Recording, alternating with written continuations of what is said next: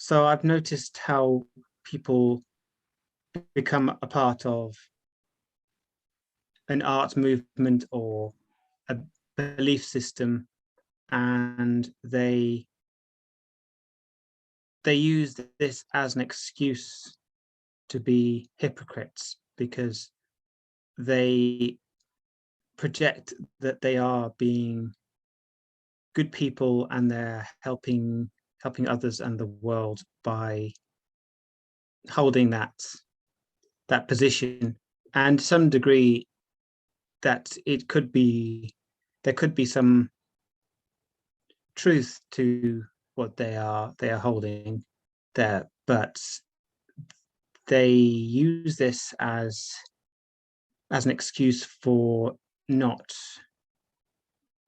working on themselves and then imposing their worldview on others, and then using their position as an excuse for control and manipulation. What do you see as legitimate art form and legitimate holding of position or authority without using that for control and misuse? Well, as I said before, we constantly create some kind of a meaning out of life. As I elaborated on this topic, or kind of expressed deeply in Siddha Tantra as well, in other books, we constantly try to create something out of ourselves, or hold on to it as well, or hold on to some certain paradigms, because we look for a definition of ourselves. We look for a definition of our limited selves. And because we look for this definition, and because we're cut off or kind of not consciously connected with the source of our true being, we feel like we miss something, like something is not enough, or we are not enough. So all these paradigms sprout out from the corrupt, limited, traumatized self. It is in itself a traumatic response. The desire to define oneself through the projected reality, the desire to be a part of something, of some movement or ideology or paradigm. And it's because we are disconnected from the source, we're disconnected from our ultimate being. We barely experience natural blissful being, or if we do, we experience it in glimpses, and it vanishes very quickly because our consciousness is deeply engrossed in the projected reality.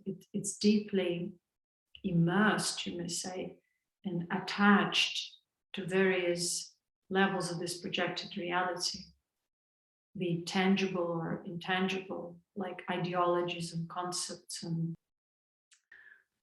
spiritual thoughts or ideas. We need some tools. The definition of Kali Yuga means, or lies in this projected reality itself. This projected reality is a tool, and we got lost in this tool. We got dispersed through this tool. We couldn't anymore remember the essence, because we've lost ourselves in this reality.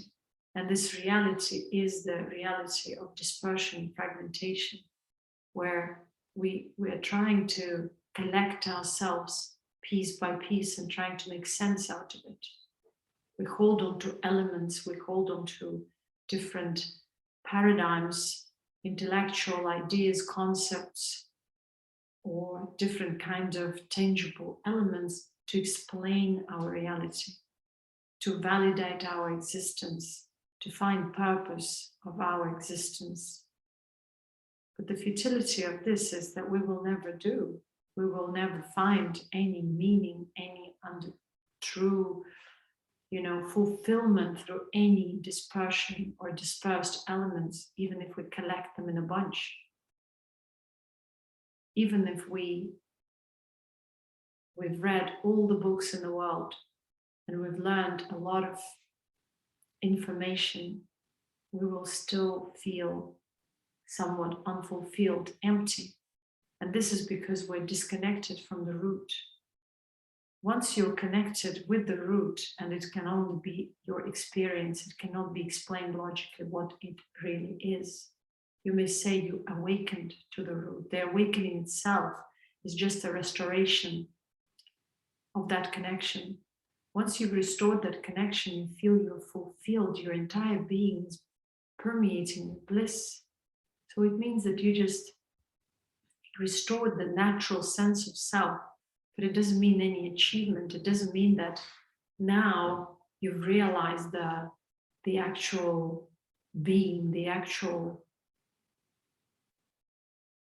reality. It means that you've sort of awakened to the foundation upon which you would need to build yourself up again. And building yourself does not mean building a pyramid or a tower of different fragments of yourself. It doesn't mean that. It doesn't mean creating some kind of groups or making beliefs or trying to belong to anything. It means that deep sense of self-fulfillment through which you understand your tendencies to actually hold on to the fragments of reality.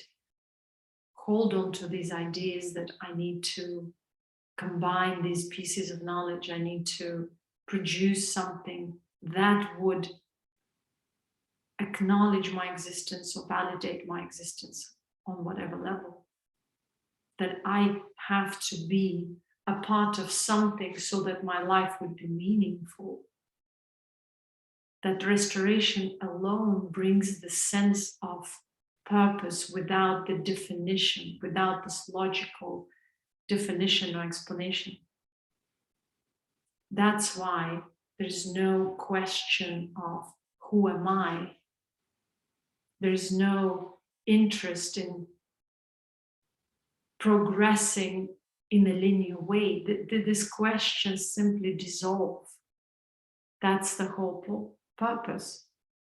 Because when people say that they've awakened and they constantly question themselves, who am I? What are these? What is this? Where am I going? Am I progressing? Am I evolving? Then you haven't really fully awakened, or you aren't cultivating that awakened state, which means that your mind keeps on drawing you out or dragging you out back into the projected reality, right? And your limited self keeps on trying to connect somewhat that natural being, blissful being, with the purpose within the projected reality.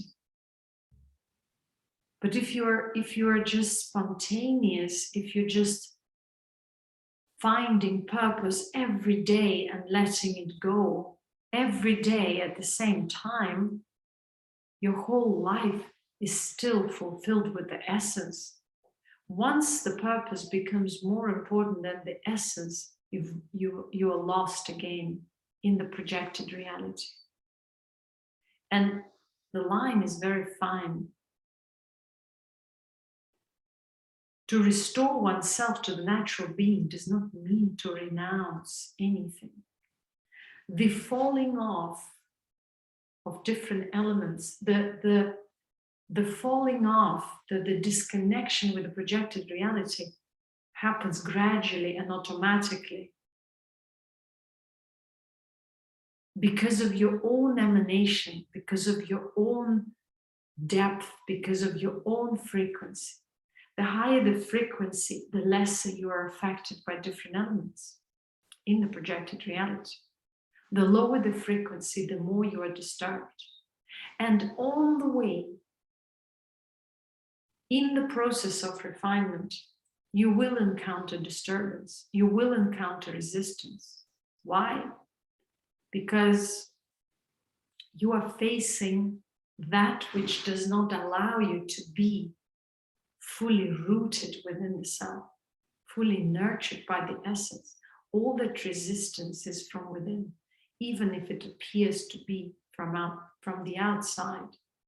These impulses, these reactions, these waves of behavior, compulsion, self-sabotage,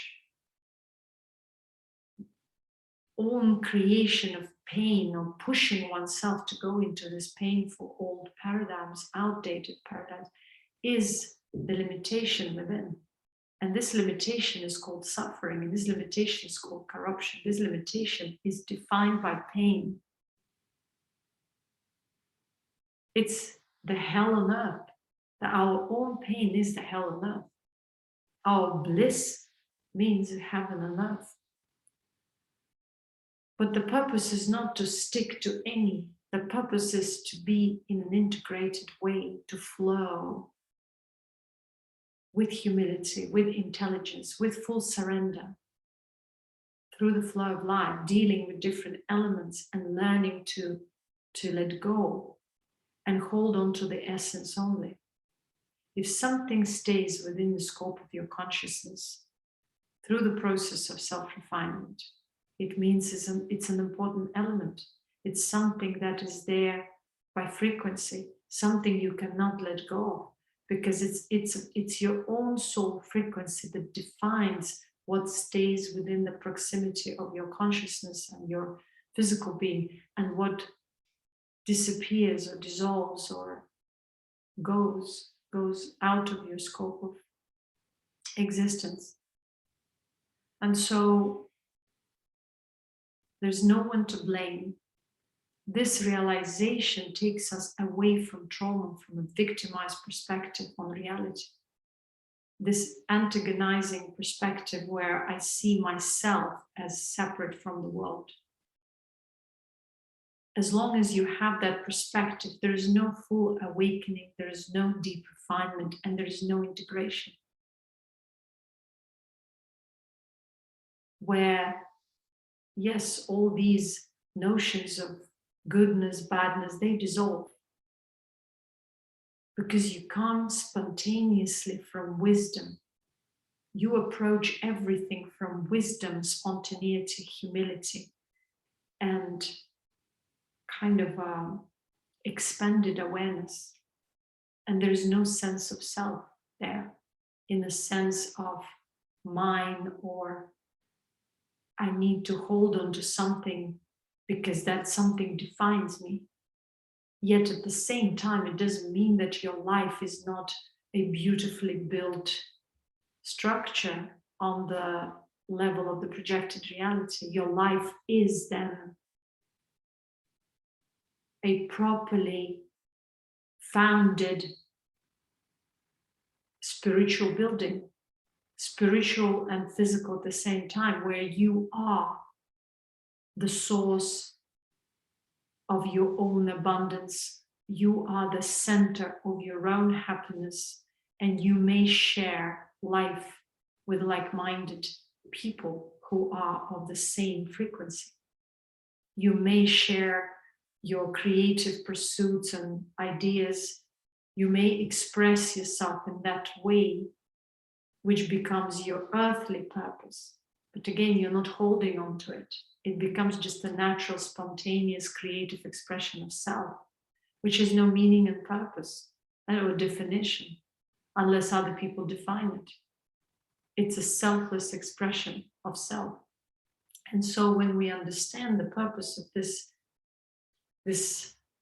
natural spiritual being, awakening and integration, we understand that nothing can come before the other thing. It means that everything comes step by step, gradually. We are building ourselves. We are restoring ourselves. We are holding on to that natural being and essence. And through that, we can build everything step by step. You cannot avoid one step or the other. You cannot jump over a certain step. That's why the foundation itself is this surrender to the natural being, deep contentment, on which you build fulfilling relationships, supportive relationships, contentment on the level of relationships and communication, where your expression becomes more and more authentic. And because of that, you attract people by frequency. You attract people who are supportive. Through that, you define your earthly purpose, which in other words could be career. You build yourself on that level as well.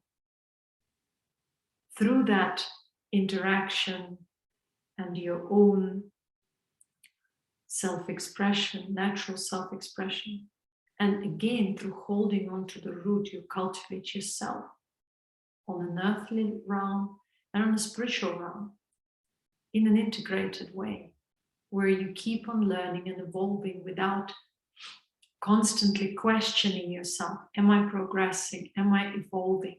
Are these spiritual experiences defining me?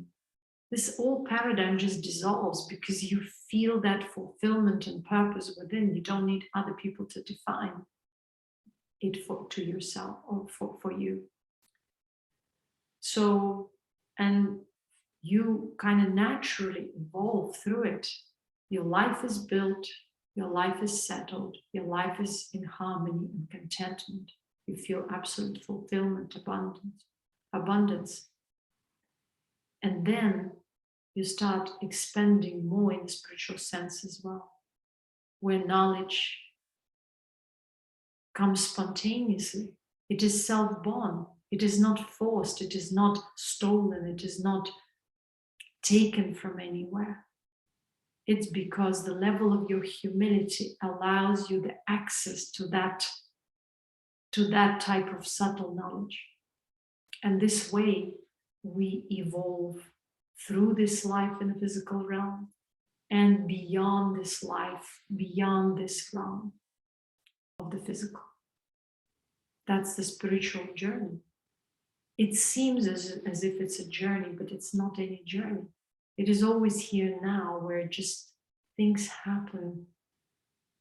Certain things stay throughout our existence, and certain things fall off because you've changed, because you've evolved. And this is the process, if it may be explained or expressed through some sort of logic or physical words.